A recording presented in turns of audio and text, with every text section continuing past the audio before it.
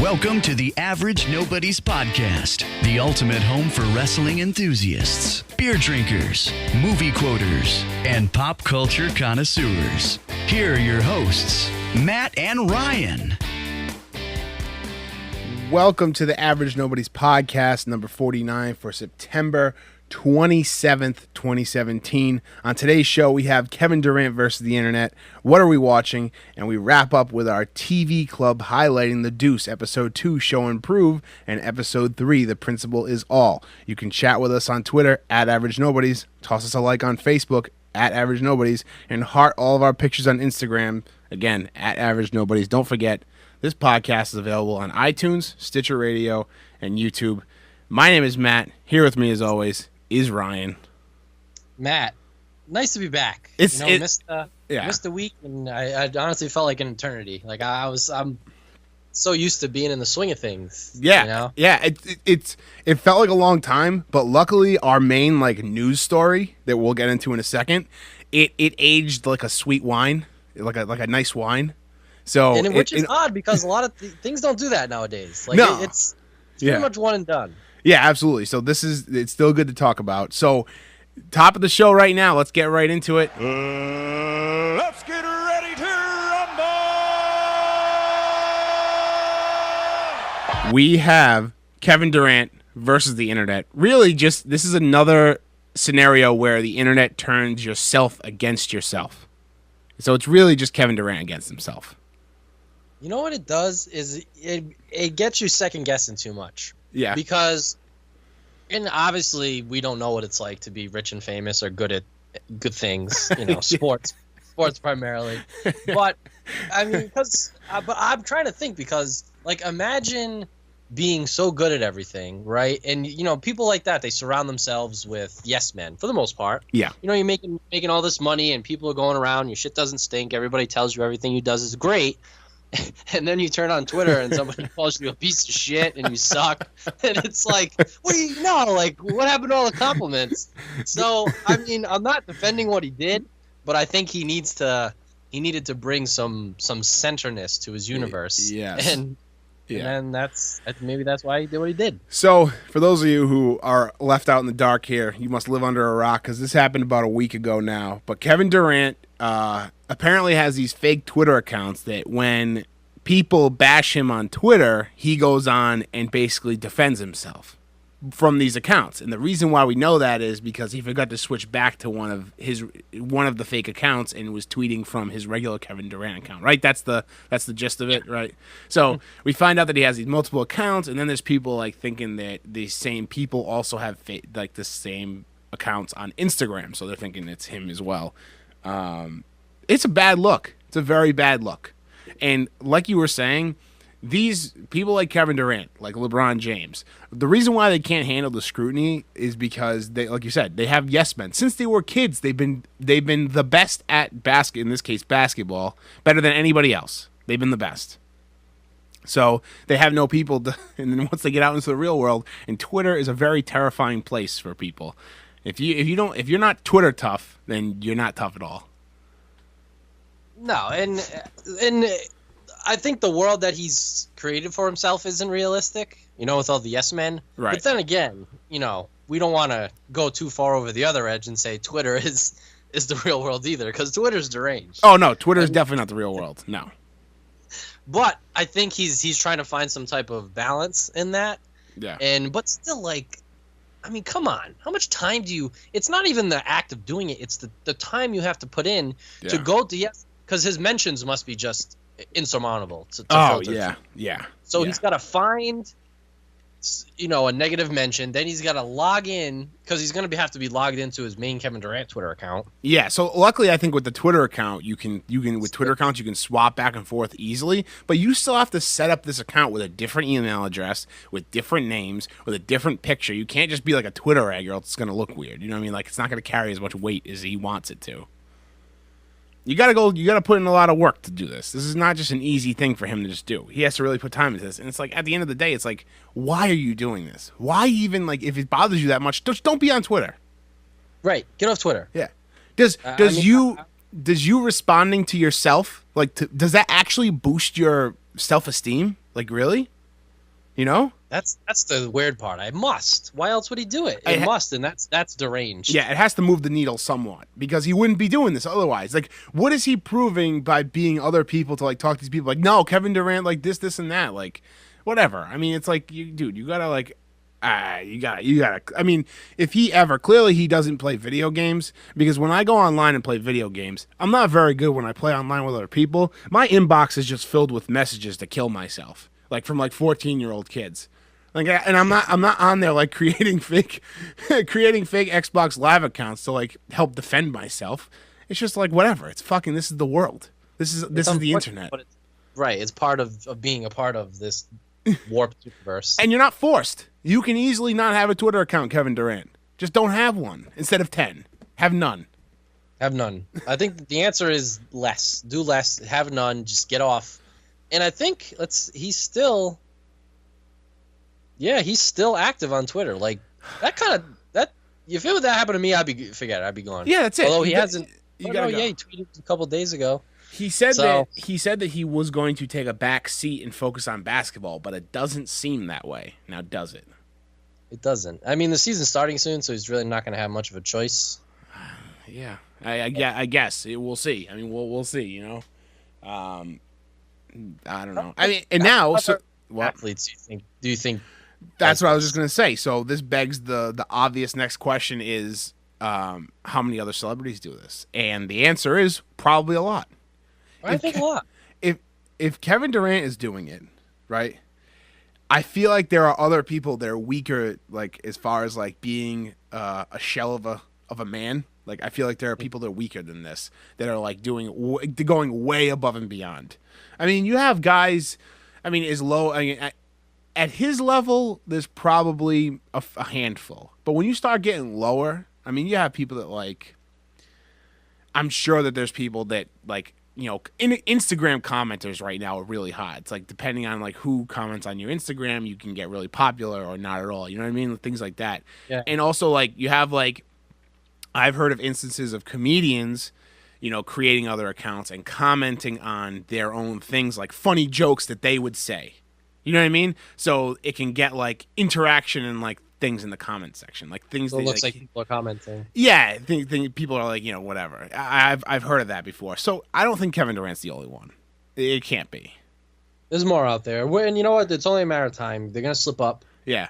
Or if they were smart and they saw this happen to Kevin Durant, they're deleting their shit immediately and just being done with it. Because that's what I would do. If I was someone on Twitter like Kevin Durant, like a big name celebrity or another athlete, and I saw Kevin Durant slip up, I'd be like, nope, that's my sign.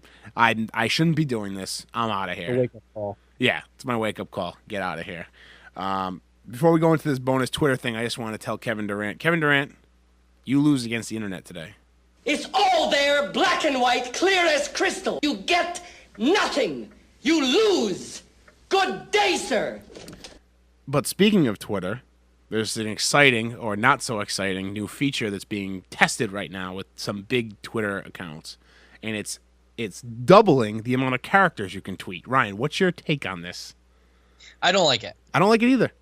I don't like it. It's not necessary. As frustrated as sometimes I get when I want a tweet that goes over the 140 characters, for the most part, when I look back on it, I'm like, you know what? I didn't need it. I didn't need to keep going. And not only this, like this is a drastic change. You're doubling the amount of characters. I don't in some of the because who have they given it to? They've given it to certain verified accounts. So run. What would you say?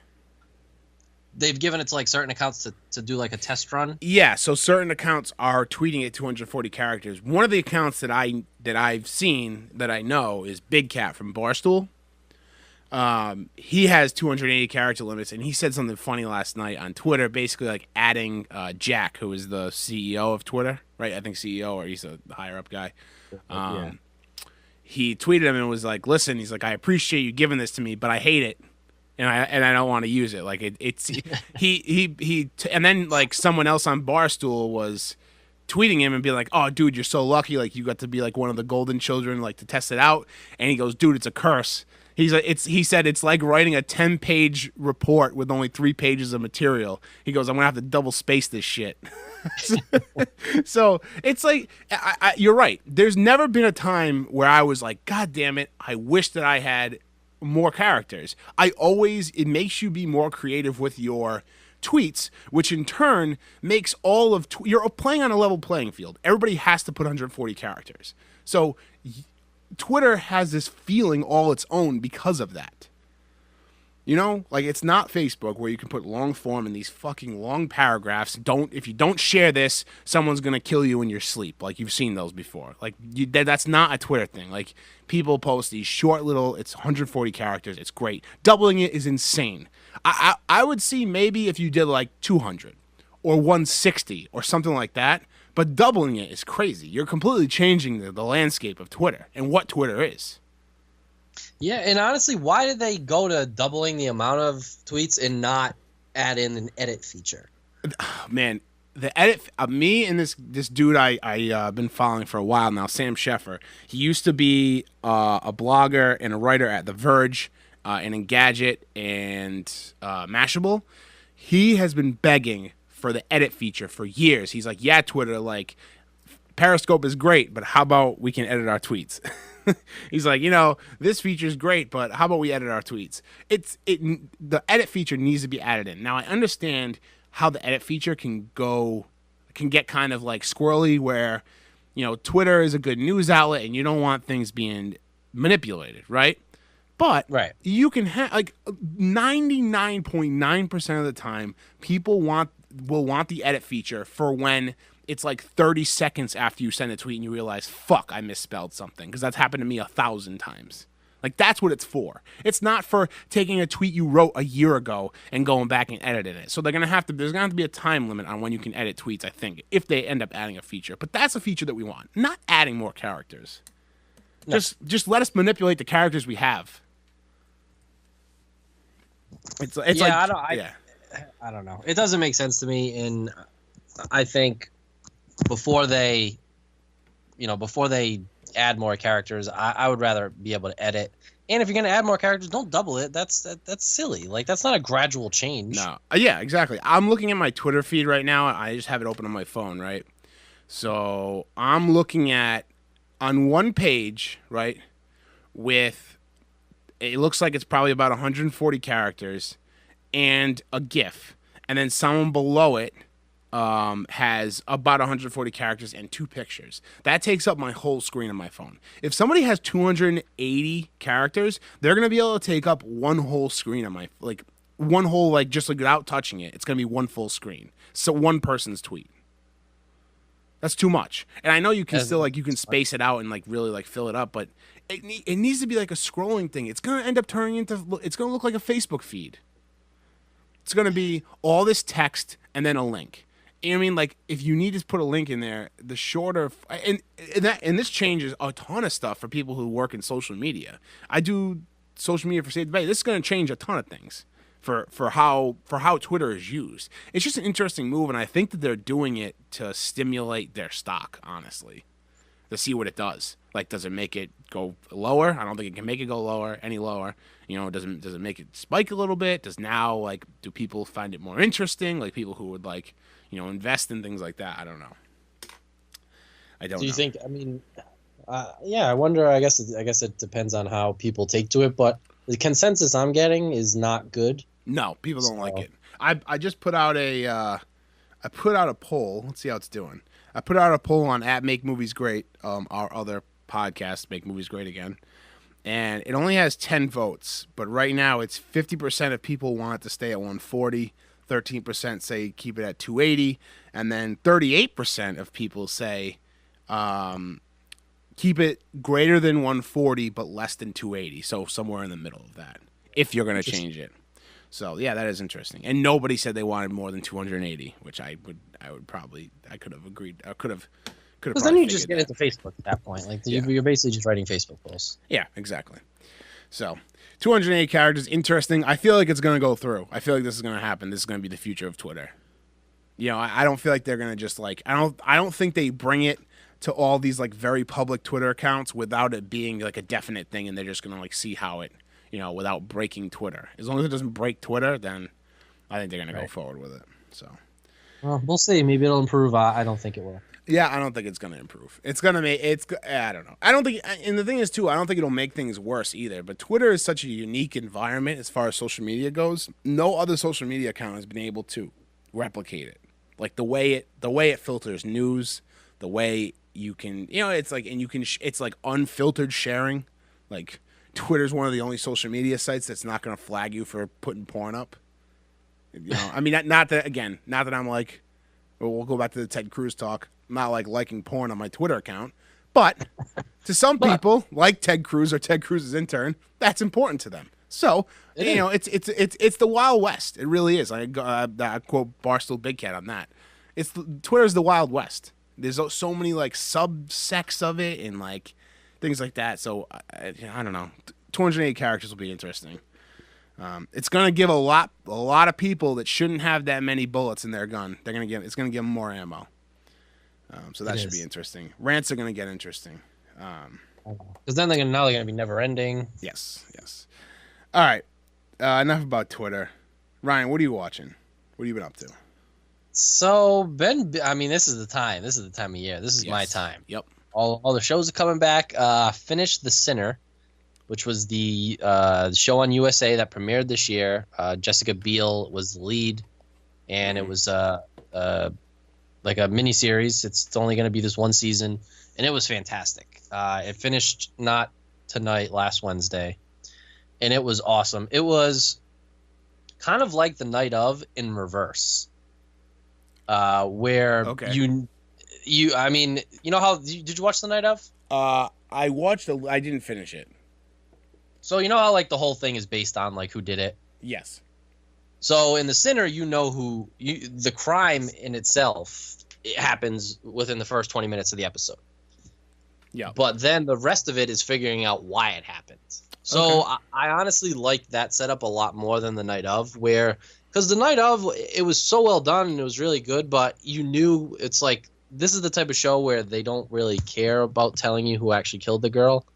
Yeah. Like they weren't just going to tell you, oh, it was him. It was Nazir or whatever, right? Was that his name? Yeah, Naz. Yeah. But with The Sinner, like the actual crime happens right away, and then they go back through the past and find out why she did what she did. It was really well done. And weird side note, but Bill Paxton's character is a detective. Yeah. And he gets sexual gratification from getting his fingernails stomped on. His fingernails stomped on. Oh. Yeah, not Bill Paxton, Bill Pullman. Oh, Bill Pullman. I was gonna say, is this the last thing that Bill Paxton was in? Not a good look. Imagine this is his last thing. But yeah, he's a detective. He's like this world-weary detective. He plays a great role, but it's very weird. So he's just his fingernails, or like the tips of his fingers? The tips of his fingers. That's so like they're all weird. black and blue, and like he like pays this girl to like this like heavy girl to like step on him. Jesus Christ, people are fucking. There's a lot of weird shit out there. But it's. I mean, it reminded me of The Night Of again because like John Turturro's character had the foot thing. Yeah. I mean, he was the lawyer, but it was from the same cloth. It's funny, but it was really good. The Night Of is funny because John Turturro with the foot thing, he also has a foot thing in Mr. Deeds. Yeah. Maybe that's built into his contract. Maybe it is. That's like the same thing with like Vin Diesel's contract that he can't lose in a fist fight in a movie. And it's, John Turturro just has to always be touching feet in his movies, which is weird. It is weird. Yeah. Cool. So I finished that and just started, Fear the Walking Dead is on episode 3, which it's different. Like, it's not as good as The Walking Dead at its peak. Mm-hmm. But right now, where it is in season, I think 3 or 4, is much more enjoyable than where The Walking Dead is right now for me. Really? Okay. Yeah. There's just more happening. The characters aren't as good, but there's just more happening. Like, there's just a ton of the storylines are really cool. So I'm really enjoying that. Broad City's back, 2 episodes in, funny as ever. Yeah. And This Is Us came back last night and was as sad as ever. I caught the tail end of that. My first episode that I watched of This Is Us was the season finale last season. So I kind of just got thrown in to it because I was watching it with Lindy and her cousin. And so I just sat down and watched it, and they kind of like filled me in on what was going on. So I wasn't invested in any of the characters, but everybody else was crying around me. And then last night I got finished recording the Make Movies Great podcast, and I go upstairs and Lindy's like bawling her eyes out on the couch, like while it's on. I mean, So, it is sad. It's just like they just friggin' punch you in the gut. But it was very well done. It's worth getting into, but prepare to be sad. okay, yeah. How about yourself? What do you- I don't know. I mean, it does seem like my kind of show, but I feel like now I'm like too far gone, where I don't know if I'm gonna go back and watch it like right now. Maybe in like a year or two. I don't know. It's only been one season, so Yeah. Yeah. So is that it for you? that's it for me. Well, what about yourself? So I finished Westworld. Fucking phenomenal. Amazing. What a journey. Fucking amazing. You finished it, right? You're all done. Yep. And no one can hear you. Did Holly watch it? Is Holly listening? Yep, we watched it together. but Okay. yeah, we're good. I don't want to make sure because last night I almost said some spoilers on Make Movies Great, and Jen like almost jumped through the computer.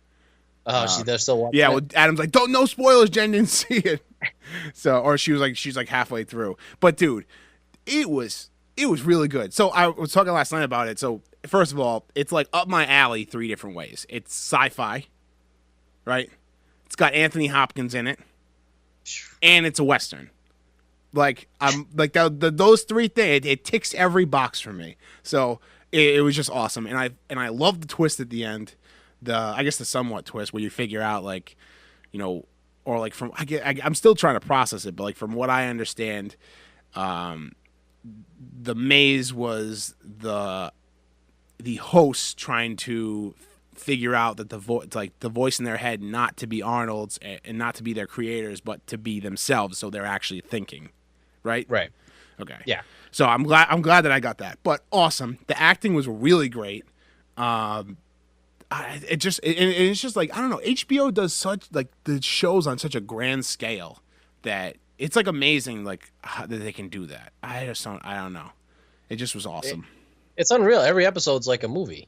Yeah, that's what I'm saying. Like I can't get over that. It's like shows like that. It's like shows like Game of Thrones too, and it's like shows like Breaking Bad and like all these new like really great TV shows. They're like it's like watching cinema on TV, and like HBO nails it every time. And this is not an exception. So I'm super excited for season 2. I don't know when that's going to happen. Do you know anything about that? I think that it's at some point 2018. Okay. All right. I'll have Either to wait. spring or summer 2018. Yeah. So Westworld was great. I watched this documentary called Dumb on Hulu. It's called Dumb, the story of Big Brother magazine. I'm not sure if you're familiar with Big Brother magazine. No. It was this magazine in the early to late 90s. It was a skateboarding magazine, but it tried to go up against Thrasher and Transworld, which were the 2 big mainstream magazines at the time for skateboards. And this one was created by Jeff Tremaine, who you might recognize or the name from Jackass, right? Yep. So he starts this magazine. He gets like the guy who shoots Rick Cossack, who shoots all the movies, like Jackass movies. He shot the Jackass TV show. He gets him on board, and then before you know it, they start hiring guys like you might recognize Chris Pontius, Steve-O, Johnny Knoxville, all these guys, and they come onto this magazine, and it's just like a shit show. And they're just like, they go from doing this magazine, then they get bought by Larry Flint, the guy who owns Hustler, and it just like it's a wild documentary. It's only an hour and 20 minutes. Great watch, especially if you're even a semi fan of like the Jackass TV show and movies and things like that. It's just really cool to see. So is this before Jackass? Yeah, this is before Jackass. Okay. This is like Jeff Tremaine created this magazine for skateboarders, and it was real fucked up. There was real fucked up articles in it and shit, and like they wanted to get shut down. They almost got shut down a couple times. But then they went from this, and then MTV picked up Jeff Tremaine's idea for the Jackass TV show, and then the rest is history for them, for better or for worse. So that was cool. Like I said, only an hour and 20 minutes. It's on Hulu. It was pretty cool. I also watched this Netflix show called Neo Yokio. It's a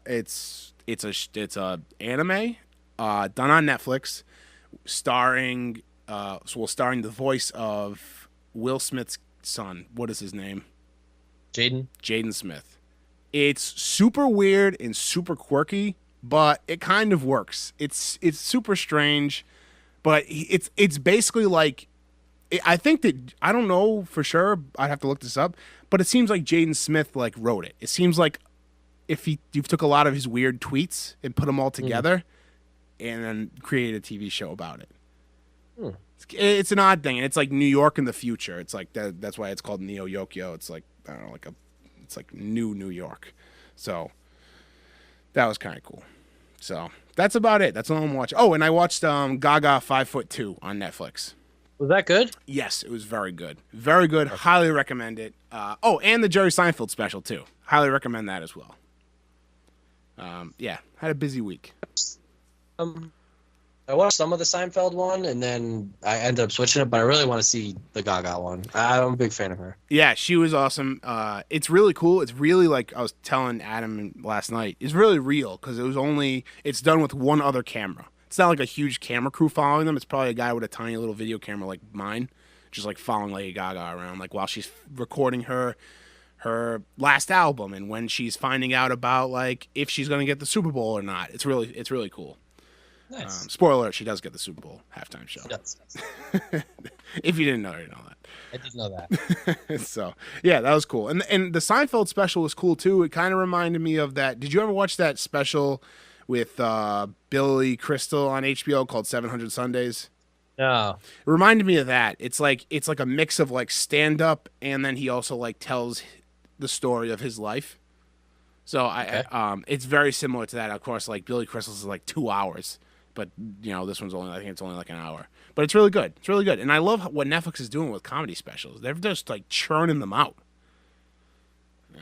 They really are. I mean, because they do have a lot of money to give to people, too. Yeah. I mean, and they're putting out more original comedy content than Comedy Central is. Oh, yeah, absolutely. Yeah, so and it's with the big names, like Dave Chappelle's Netflix special and Norm Macdonald's are two of like my favorite ones of recent memory. They're just so good. The Norm Macdonald one is so funny. He's such a funny guy. He's insane. And his comedy is all his own. It's really funny. Yeah. It's its own brand of whatever he does. It's just insane. Yeah. All right, let's talk about Game of Thrones. Game of Thrones. Yes. The next season isn't coming for a very long time.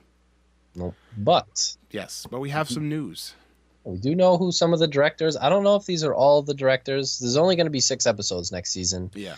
And they announced 3 of the directors, and 2 of them usually do multiple episodes in a season. So there's a chance that the 3 or 4 names are going to direct all 6 episodes. Yeah. First name is Miguel Sapochnik. You should know him from Battle of the Bastards, and you should also know him from Winds of Winter, which was season 6 finale, which was really one of the best ones. I think it's my favorite finale to date. Yeah, it absolutely is. It definitely is. Scepter and all that shit. Yeah. So those are his 2, his 2 famous ones. But he's been doing them, the whole series, and every time he's directed in the season, he's done multiple episodes. So I can't imagine he wouldn't do 2 in the final, especially since they're going to be longer and they're going to be like movie-like episodes. Mm-hmm. They're going to get their big-time directors for those because there's going to be so much that's put into it. Yeah. The second one we have is David Nutter. Great name. Perfect name. That's what I'm going to name my firstborn. Nutter, not David. Nutter. So his 2 most famous episodes are Mother's Mercy, which is the season 5 finale. Okay. Which is another all-timer. Yes. When Arya kills Meryn Trent, Cersei has the shame walk, and Jon Snow gets quote-unquote killed. Yep. Spoiler alert, he does not die. Just got engaged, by the way, too. I saw that. Congratulations, Jon Snow. Thanks for listening. Yeah, John, I appreciate it. Long-time listener. Always giving us tips. Really appreciate it. And the other episode, which should be a little worrisome for Game of Thrones fans, the other episode that David Nutter directed, or one of the other ones, was The Reigns of Castamere. Yeah, not which great. Featured the Red Wedding. Yeah. So. Not great. Not great. Not great. Arya, Sansa, just kidding. I mean, hopefully they're not in that episode. Yeah. Just doesn't seem to be a big fan of the Starks. Nope. And the other big news is that the show creators, showrunners, David Benioff and Dan Weiss, or DB Weiss, as he's also known, they will direct the series finale. Nice. That's really cool.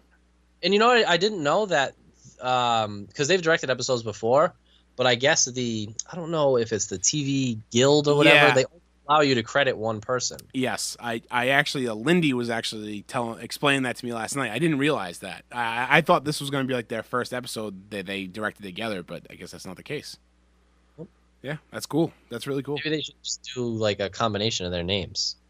Like David Weiss. Yeah, I mean that doesn't sound crazy, right? Yeah, or DB and DBDW. I don't know. But that's super exciting. So it looks like they're bringing in their heavy hitters for the last season of Game of Thrones. Yep. And the good thing is, I mean, I think Westworld's gonna hold us over a little bit. Yeah, hopefully. I know what we're about to talk about next is definitely holding us over for the time being, though. Yes, great segue. The Deuce. So since the last time we podcast, episode 2 and 3 came out. So let's jump right in. Let's talk about episode 2 first. Because that's the perfect natural progression. It is. Episode title: Show and Prove. What was your biggest takeaway from this episode? I really they did a great job in the premiere of just kind of introducing everyone to the universe and introducing a lot of different characters. I think my favorite thing about the episode was like the camaraderie that the cops had, but with them and the prostitutes and the pimps. Yeah, like the show and prove scene, which I guess show and prove is. I looked it up online after, but if you watch it on HBO Go, they have an interview with David Simon, the creator, and he said that like the cops in the 70s in New York City, they basically created a voucher system because prostitution was illegal, so technically the cops on the street could have went and just arrested every prostitute they wanted to, and put them in lockup, but that would just like overcrowd everything and cause a bunch of chaos. So they would give them a voucher that they would hold on to that said when they were locked up. So in the opening scene of episode 2, when you see all the lineup next to the police van, if you had a voucher that said you were in lockup the night before, they let you go. You basically just had like you got a freebie. You got to go. But if they caught you the next night, then you'd go in, that type of thing. But then like the people that they did arrest, they take them into lockup and they're doing the Chinese food order and they go, they eat by themselves, like outside behind the precinct. Like they're not all locked up. It was kind of cool to like see that camaraderie. I really, that was probably my favorite part of it. And then also, kind of really introducing the mob into it. Because you had the cops, you had James Franco, and you had, the prostitutes and the pimps, but now you get to see like the mob behind it too, which I thought was a cool introduction. Yeah, I like the mob introduction. I felt like it was only a matter of time before that gets introduced in New York in this time period. Yep. I like this little note you put down on the doc. Love James Franco acting with himself. You talked about it a little bit during the premiere, but it doesn't feel like you're watching, whatever type of camera magic. Yeah, trickery. Yeah, it's like they're like two separate actors talking to each other. Yeah, it's nuts, and it's so funny too because they don't do a really good job of distinguishing who's who. For the most part, like Vincent wears a white shirt a lot of the time, so you can kind of tell. But they both have mustaches, right? Yeah. Like very identical mustaches. But it's a weird thing. But which one's which. It's strange. By the way they talk, the way they act, their body language. Yeah, and like Frankie wears a hat sometimes, but that's not always a rule. Like that, sometimes he doesn't. But which one is which by the way they speak, the way they act, the way they carry themselves. And I think their interactions between each other are hilarious. It's a great character, and James Franco's killing it. Yeah, he really is. He's doing a great job. I love everybody in the cast. They introduced their brother-in-law. I gotta look up his name. He's from The Wire. He's from The Wire. He was in The Office too. Yes, that's right. Episode in the later season. Yeah. But I like kind of like because now it's showing you about Frankie and Vincent's family too. So they're throwing them in there. Yeah. What the hell is the guy's name? I'll find it. So Rudy, the mob boss. Well, he's not a mob boss, but he's one of the captains, I assume, because he talked to the guy who's the higher up. Yeah. I like that character. I like the rapport he has with Vincent. Kind of like Vincent's like this guy that he's kind of to a degree he's a straight edge guy. You know what I mean? Like he just wants to do good by himself. Right. And like he wants to be good at what he does. He wants to be a good bar manager. So he's like doing a good job, and he's just like tell the guy, he's like, I pride myself on this and that. And I know that like Frankie kind of did a little foreshadowing, saying like, like you said you didn't want to get involved with these guys, right? So like maybe they'll go bad at some point, but who knows? But at this point, it's good. It's good between them. Like things are working out. Who knows now what happens? I don't know if this is episode 3. They kind of blended together, but with his brother-in-law going down with the heart attack. I think that was episode 3. Yeah, so I mean, we won't get into that, but who knows what'll happen with that now? But now, yeah, and they did a good job setting, like you said, they did a good job setting up all the characters, and then just kind of like giving us the keys to the kingdom, because now we check in on all these different characters. You got is the pimp's name Cece? Yeah, Cece and I forget her name. The girl he picked up at the train station in the first episode. What is her name? Ori or Loretta? Yeah, so you got them two. You've got Candy now kind of getting an interest in the porn industry a little bit in this one. And I think I don't think we're going to see a slowdown of people smoking in the show either. I was thinking, I'm like, should we do a cigarette count? But then I think we'd probably just lose our mind. It would be impossible. I would be willing to bet that there's a cigarette in every scene. At least. I mean, in every camera angle. Yeah. I mean, there's certain scenes with Franco where he's smoking multiple cigarettes throughout the conversation. Like he smokes one, puts one out, smokes one. Yeah. it's insane. Yeah, it's wild. It's wild. Yeah, and I like that they're getting into like the actual like rise of porn too.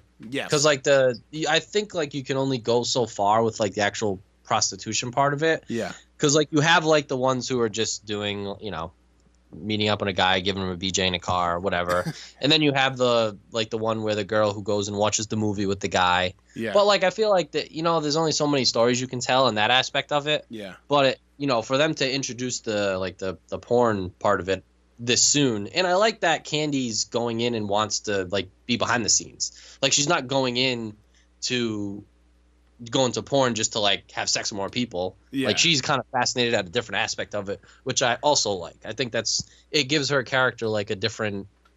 Yeah, it gives her more depth. It gives her more depth. Yeah, it does. Yeah. There was another thing I wanted to say. What the hell was it?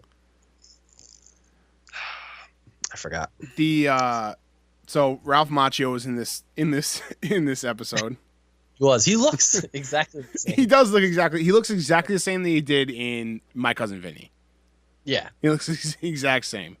So that's funny. Now I'm trying to figure out, in this episode, did Rudy give James Franco the bar?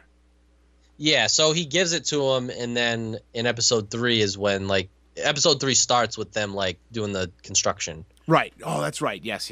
I watched them back to back, so they kind of blend together.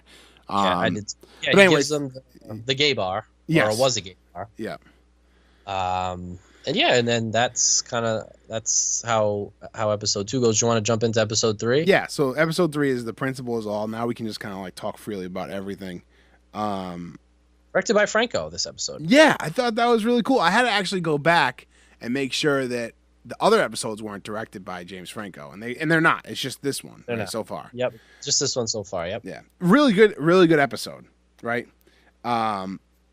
You put down here two new potentially favorite characters. Harvey, the porn director, is hilarious. He's from what the hell? He's from a lot of different things. He's from American Pie. Am I gonna get that wrong? Right? Yeah. No, he's not. Shit. What? No, shit. What is he from? He's from one of those movies, like one of those like coming of age like movies. Shit. What is he from?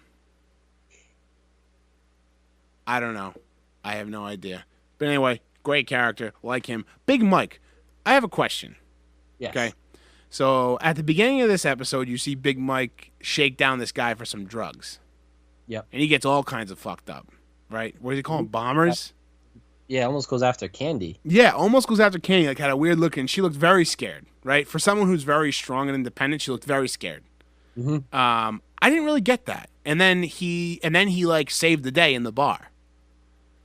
Yeah, he saved Vincent from getting shot by that guy. Yeah. He like knocked the gun out of his hand and like very like quick on his feet, like for someone who takes pills, like grabs the gun, puts it on the bar, and slides it down the bar to get it away from him. I'm wondering, because obviously there's some type of mystery behind his character. I'm wondering if like he was like a war vet, or I don't know, because I know it happens in, like, it takes place in the 70s, so I don't know if like they're in Vietnam. Yeah. Or Shit, that's right. Well, yeah, didn't Frankie avoid didn't Vincent in the first episode say that Frankie was in the war to get away from his collectors, the people who weren't wanting to get money from him? He did, yeah. I actually forgot about that. So that, I mean, it could make sense, because you know what I mean, like to like be looking for drugs.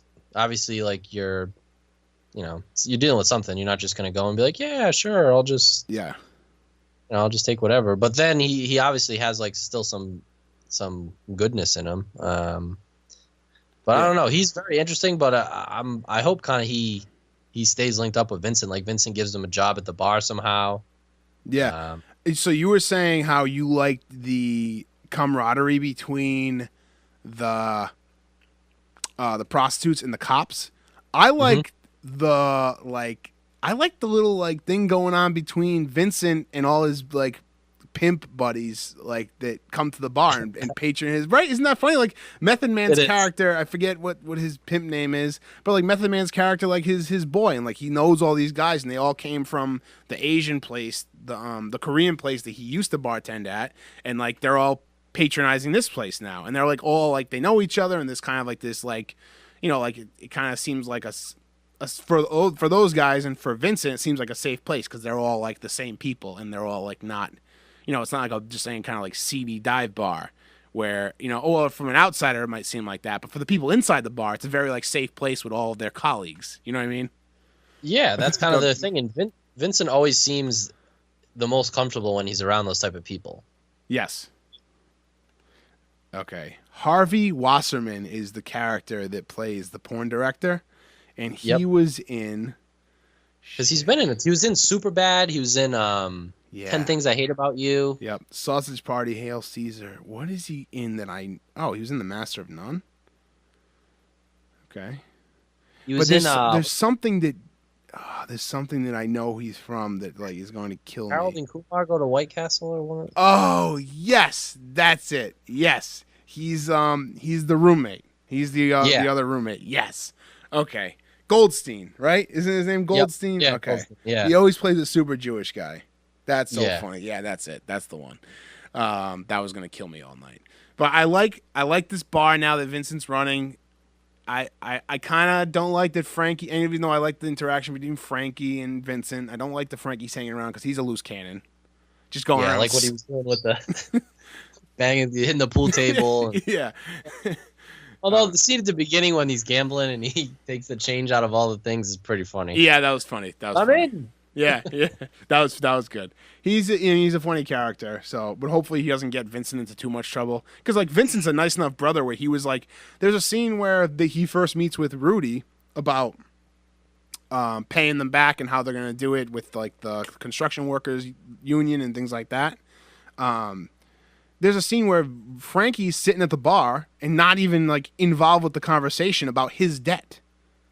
And Vincent's just like handling it all for him, right? Did I get that right? Did I understand that scene correctly, right? Vincent's like handling it all for him and like making sure that he's not going to be in any trouble, like taking this on himself. So he just seems like deep down, like Vincent's a very good guy, and we don't have any reason to really see otherwise that he's not a good person. You know what I mean? So he's kind of like he's a good, and and I guess like, the cops too. Like the cops for the most part seem like they're good people, even though now they're getting like the call down from the top that they should avoid second. Yep. So to not pick up the prostitutes. So we don't know who's doing that, but I'm assuming it has something to do with Rudy and his boys. Yeah. right? Because he's trying to get something. He's trying to get the stagnant water flowing, as he said. Yes. Yeah. That's absolutely what's happening. You can have cops roaming around everywhere. Yes. But I think with Vincent's character, like the positive with him and Rudy is going to be what he said in their conversation, where like he just gets things done, no matter what. Yeah. He gets things done, and Rudy's obviously going to be the type of guy that he doesn't necessarily need to see how the results get there, just that the results are there. So I think that's going to be a really positive relationship for them. The negative part, like you said, when they were discussing his debt and Frankie wasn't even involved in the conversation, but Rudy was pretty clear in saying, like, I'm going to give you this bar. I don't want Frankie involved at all. Yeah. But he's obvious. But I don't think Vincent can do that. I don't think Vincent cannot have his brother around. Yeah. So. Did you get any weird vibes from Rudy when he left? Yeah. The bar? Did he feel like it's not the right clientele, or did he feel like it just wasn't run the correct way, or did he walk in and was just like, oh, it's fine, I don't have to be here? No, I didn't get the vibe that it was fine. Yeah. But I also think it's one of those things where it's like, maybe I don't want to see like how this bar is making money. Yeah. Like I think he might have had a certain picture in his mind of how it's going to get done, but that's not how Vincent can get it done. Yeah. So he's like, maybe I should just not be here. He also left. Like maybe sorry. No, what were you gonna say? He also left right at the right time, like right before that gun was drawn. Yes. Yeah, it probably wouldn't have been good for him to be there. Yeah, no, it wouldn't have been good. So yeah, that was good. I love that you have this written down because I noticed the exact same thing too. That I want to go to that diner because the service is absolutely lightning fast. I mean, I know it was just soup in kashka. I'm not sure what kashka is. So I looked up kashka. It's a type of sausage made with like the skin of it is like intestines of sheep. So So he was right. We didn't want to know what it was. Nope. So that's good. But I mean, they literally ordered it and were 10 to 12 words into their conversation, and boop, there it goes. It's like, wow, that's service. Yeah, I mean, that's fast. You're right. Even for a diner and for something that's probably like ready to go, that was pretty fast. It was fast. It was very fast. So we should check out that diner next time we're in town in the 70s in New York. Yeah, we'll just once the time machine gets invented, that's where I'm heading back to. Exactly. We're going right back to the 70s. We're going to smoke cigarettes because apparently they weren't bad for you back then. Nope. I mean, everybody's doing it, so. And everybody knows you can just sneak a cigarette to a guy that just had a heart attack, right? How not ideal. Yeah, not ideal. So was that lady Vincent and Frankie's sister? Yes. Yep. Okay, that's what I figured. I was trying to figure out the lineage of the family. But yeah, great episode. I like the arc that Candy's on. I do too. I think she's a little discouraged now that she's finding out that it's not going to be as easy for her to enact her plan, or her getting behind the scenes and working it away. But now it seems like that she's probably going to pull herself up by her bootstraps and figure it out for herself. Yeah, because I think she maybe thought like Harvey was just going to say okay. Right. Yeah. But that's not how he operates. So yeah. So and he doesn't seem like a bad guy, and he legitimately seems like he would want to help her if he could, but it doesn't make sense for him business wise. Right. Yeah. So what's he gonna do? Yeah. So which is wild that all those people he's charging $40 a head for those people to watch them have sex, just like in this weird warehouse, and there's not even film in the camera. That was such a hilarious scene. It really was. Yeah, that was wild. He's just sitting there deadpanning, all right, yeah, slap her ass. Yeah. All right. Yeah, yeah. I hope we see more of his character. I really do. I do too. He's just they have, and you know what? This, the reason I love The Wire so much, and I was so excited for this type of show, is because they have David Simon and his writing staff have the ability to just give you these characters. That was the first scene we saw him in, and it wasn't a lot. Yeah. It wasn't over the top, wasn't showboaty, but it's you see him, and it's all right, I want to keep seeing this guy.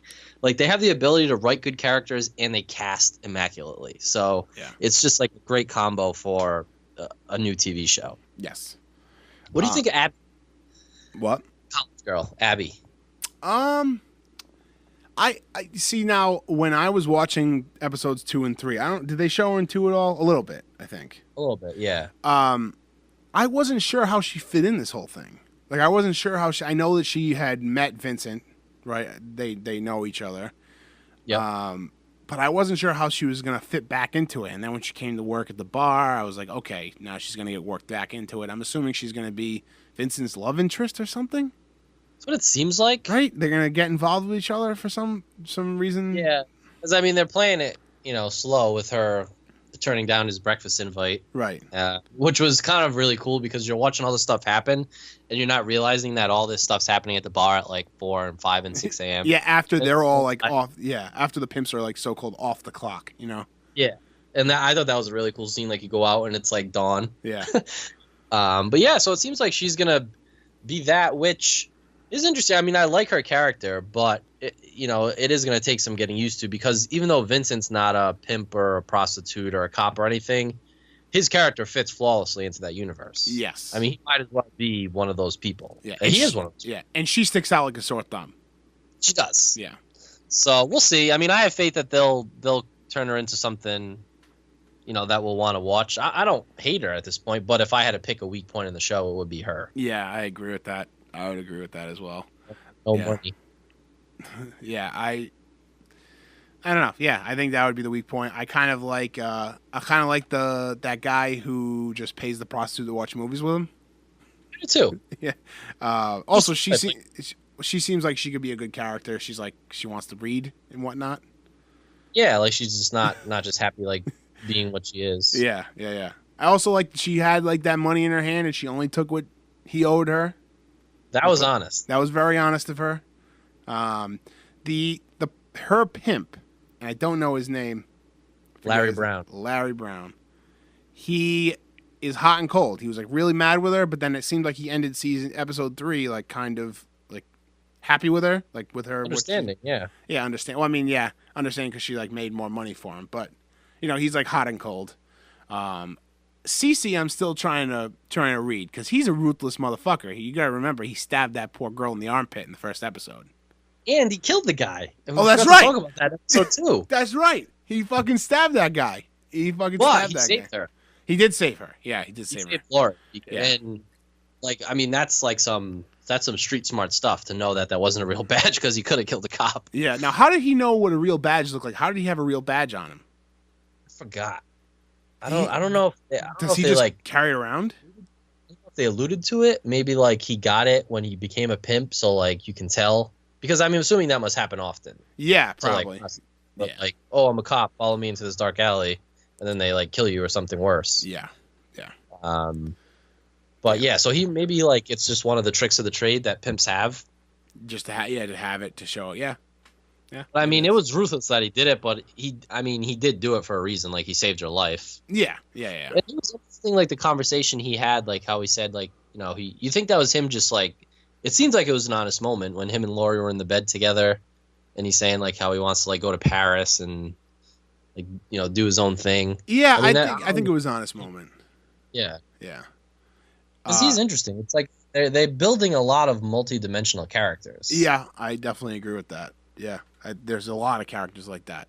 Yep, I feel like there's one in every like circle. So it's like Cece, and then you have the other girl who's the prostitute that like wants to read, and then you have Candy, and then you have Vincent, and like Frankie's rolled up into that as well. Yeah.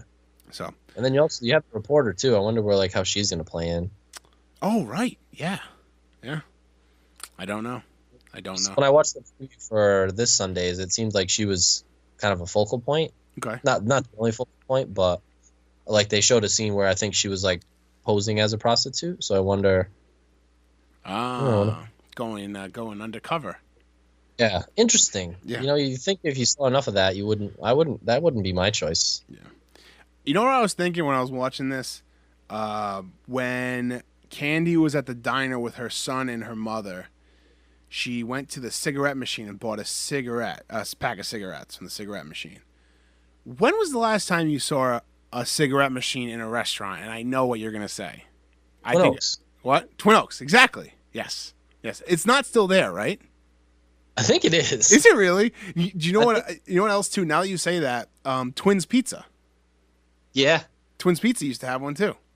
I think I could be wrong, but I think it's near, like if you walk into Twin Oaks, near the bathrooms, like when you walk into the left. Yes. I think it's still there. Maybe they replaced it with something else. Yeah, I'm Well, very curious. Like the people who go in there, it wouldn't shock me. Yeah. If they went in there and somebody bought a pack of cigarettes from a machine. Yeah, I mean, I guess you can't just- smoke at restaurants anymore, so it would be kind of obsolete. But I bet it would still make some money, like people leaving and they're just buying packs of cigarettes. Right. I don't know, but I just Well, like that's just like such a weird, iconic thing. Like even for our generation, like it's obviously like it's a very outdated piece of equipment. I mean, it was around in the '70s, but when we were kids, when we went into restaurants and there was smoking allowed, like every restaurant had one of those cigarette machines. Oh yeah. Yeah. I mean, my grandma used to smoke a pack at breakfast after church every morning. Oh gosh. Yeah. I mean, It's just not funny, but just like thinking back on it, like, oh, they have the smoking and non-smoking section. It's like there's no divider. There's nothing. no. And then you like- see that when Abby's trying to get a job. Or no, not Abby. Wait, was it Abby? When she walked into the place and she says, I have asthma. Yeah. Everybody And was then just she went out smoking. and smoked a cigarette. Yeah. And then she went out and smoked a cigarette. Yeah. But I'm the only cool thing I do like with Abby is like they're kind of showing that all these things she's not meant for. Like she wasn't meant for college. She wasn't meant for she went in for that job interview and looked around and knew that wasn't for her. And then she tried the telemarketing thing and she's just trying to find what fits, and the only thing where she's enjoyed herself or it made sense to her was the bar. Which I don't know what that says about her, but Yeah. I don't know. Yeah, it's gonna be interesting. I love it so far. 3 episodes in, as good as advertised. And I read a bunch of non-spoiler reviews of it, just from like critics that I really like, and they've loved the whole season. So Yeah. I have faith it's gonna keep on a good path. Yeah, I think so too. Are there 10 episodes, the normal HBO run? There are. I think I don't know if it's- it's. Oh jeez. Let me I just see. said- Let me see. The 10 or 8. I think it's 10. Let me see here. 9 episodes. 9 episodes. 9. Okay. So, but it's really almost 10 because that first episode was almost 2 hours. Yeah. Yeah.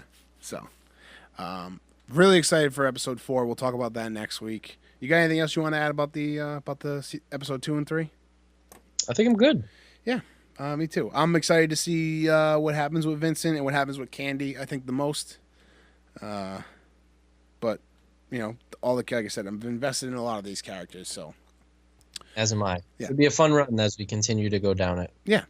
So I think that'll wrap up the Average Nobody's podcast for tonight. Remember, you can call in 401-285-8120. You can call and talk about the Deuce. You can talk about anything we talked about on this episode or anything at all.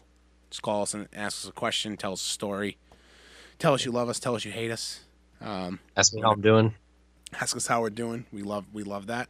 And that's it. At Average Nobodies on Twitter, on Instagram, on Facebook. Search Average Nobodies on YouTube, and go to averagenobodies.com where you can find our written word blogs and about everything else we do for the Average Nobody. So that includes our other podcast. It includes our videos. It includes our movie club, everything. So check that out as well. And until next week, that's going to be it. Thanks, Ryan. Thanks, Matt. And we'll See you, everyone. Goodbye. Why?